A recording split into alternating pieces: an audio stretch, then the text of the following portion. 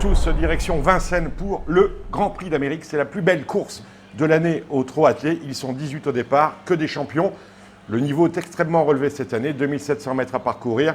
Au départ, rien de moins que les lauréats des 3 dernières éditions, Bold Eagle qui a gagné en 2016 et 2017, et celui qui l'a devancé de très peu, mais avec la manière, l'an passé, ça va Ridley Express qui portera ici, ce Ridley Express, le numéro 15. 18 concurrents au départ, vous disais-je. Alors sur les réseaux sociaux, beaucoup d'entre vous m'ont demandé quel était mon favori pour le Grand Prix d'Amérique. Je suis un garçon fidèle. Depuis le premier jour, depuis que j'ai vu un an avant le Prix d'Amérique 2016, Bold Eagle faire un truc sur la grande piste de Vincennes, je lui ai accordé toute ma confiance. Et Bold Eagle sera mon favori dans cette épreuve. Pourquoi ? Parce qu'à l'inverse du dernier meeting d'hiver, où cela s'était très mal passé, il s'est bien comporté cette année. Certes, il y a la 4e place dans le Prix de Bretagne, il y a un accessite dans le Bourbonnais, mais il y a cette victoire au nez à la barbe de Ridley Express dans le Prix de Bourgogne. Il a repris de la fraîcheur, il a fait l'impasse sur le Prix de Belgique. Il devrait à mon sens s'imposer. Notons que c'est la 2e fois de sa carrière qu'il est déféré totalement, déféré des 4 pieds. C'est le numéro 18, base selon moi absolue. Je vous accorderai une chose, c'est que le Prix de Belgique ne nous a absolument rien appris. Ceux qui avaient leurs favoris avant ce Prix de Belgique ont regardé la course et en sont sortis avec les mêmes certitudes.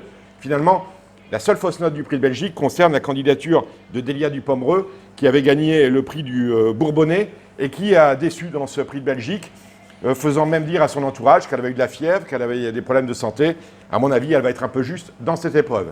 Cet aparté terminé, si je vous parle du Prix de Belgique, c'est parce que Bélina Josselin sera sans doute la 2e favorite de l'épreuve. Jean-Michel Bazir, on s'en souvient, avait remporté le Prix de Belgique avant d'être disqualifié pour avoir notamment gêné Valco Gelida. Elle était déférée des 4 pieds, c'est un peu ce qui me chiffonne. Elle le sera de nouveau ici, évidemment. Elle est en forme. La course qu'elle a fournie dans le Prix de Belgique aura eu pour effet de l'ouvrir. Autrement dit, elle devrait elle aussi faire l'arrivée. Notons qu'elle avait terminé 2e il y a 2 ans, 4e l'année dernière.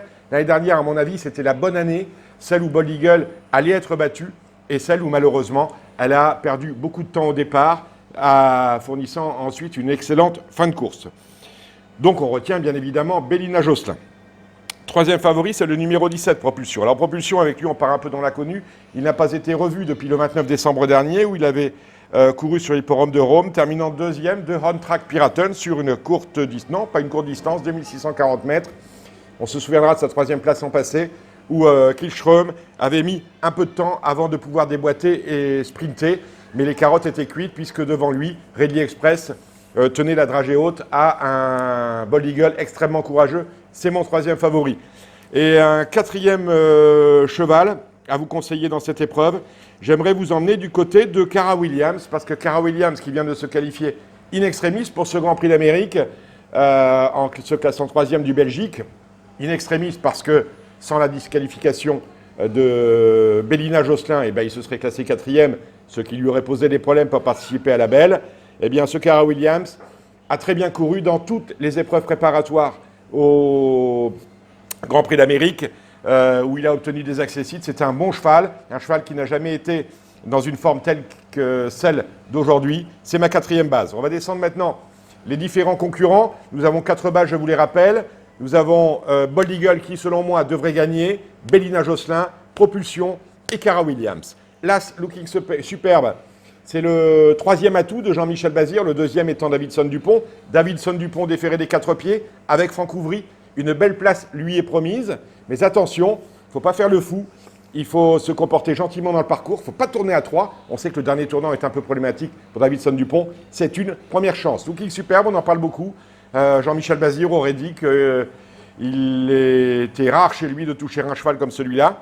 C'est un cheval qui n'est plus du tout le même depuis qu'il est arrivé en France. Il suffit de s'en convaincre de voir sa course du ténor de Beaune. Donc on le retient. Bayakeno, on a reçu hier sur Radio Balance Junior Gelpa, qui est un peu habité par cette course. C'est la 2e fois qu'il y participe. La première, c'était il y a 13 ans avec Iko Kiki. Cela s'était mal passé. Mais Bayakeno a fait un truc dans le Belgique. Si, là encore, Junior ne fait pas le fou, en se comportant gentiment, peut-être un petit parcours, elle va finir. Quoique petit parcours, elle avait fait à 3 dans le Prix de Belgique, elle va finir et elle peut terminer dans le quintet à très forte cote. On parle également du 3 Eridan. C'est peut-être des 2 Garato Des 4 Garato, la deuxième chance selon Sébastien Garato, Bold Eagle la première, et Eridan, qu'on peut voir bot avec Cara Williams. On retient. J'élimine Delia Dupomereux, j'élimine Charlie Dunoyer, j'élimine Hurlo Daiventi, le numéro 7. Je ne retiens pas le 8 Usa Josselin, je ne retiens pas le 10 Valco Genila, je ne retiens pas non plus le 11 Traders, je ne retiens pas le 13 Lionel. Alors Lionel, lui, il vient de se classer 4e, je crois que c'était en Finlande.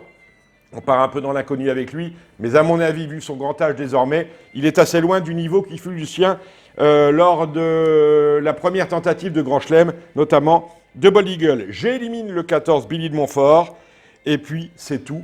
On termine avec le numéro 15, Ridley Express. Difficile de l'éliminer, mais depuis qu'il a fourni une performance extraordinaire dans le Grand Prix d'Amérique 2018, on n'a cette année absolument rien vu.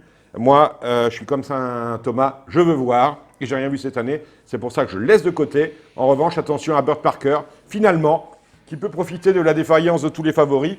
C'est le lauréat sur tapis vert du Prix de Belgique, et il défendra là encore chèrement ses chances. 4 favoris, Bold Eagle, Bélina Josselin, Propulsion et Cara Williams. Vous l'avez compris. Bon jeu à tous. On se retrouve la semaine prochaine. Même endroit, même heure. Ciao.